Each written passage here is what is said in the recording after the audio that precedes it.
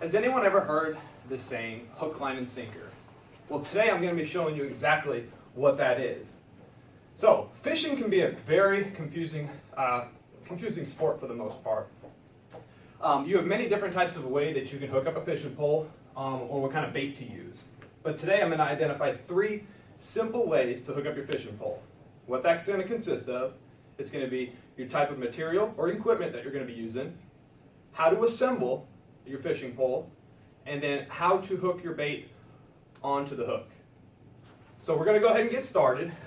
This is a technique I've learned from my father. I've had to pass it down to my children, so it's a really simple technique, and hopefully they can pass it down to their children. So we're going to go ahead and get started again. What we're going to do is introduce everything to you.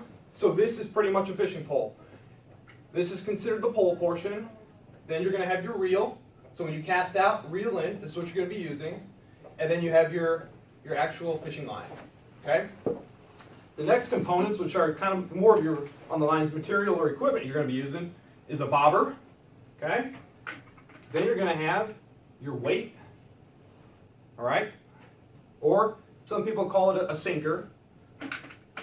You have your swivel. This looks like, I know it's hard for everybody to see. All right? And then your hook. So these are your basic components that you're going to be using. So now that we've identified our equipment or material that we're going to be using, now we're actually going to assemble that piece. So the first thing you want to do is grab probably about 1.5 to 2 feet worth of string. You're going to grab that swivel that we talked about. Okay? There's a loop on here. What you're going to do is get the end of the string. You're going to put it through. All right? Now, this is called an improved clinch knot. So what I'm going to do is wrap it around 5 to 6 times. Once I get done, I'm going to put it right through the hole that I created. Then I'm going to pull it tight. Okay? So once you have that on there, you're good to go for your swivel. Now, just to show you real quick, this is exactly what I just did, so you can get a better visual, because I know it was hard for everybody to see. Okay? So after we got our swivel on, the next thing we're going to do is get our weight, or our sinker. So this is kind of like a Pac-Man. Okay? Kind of explain this. Do you mind holding that, ma'am? Thank you. So what you're going to do is go about 6 inches up.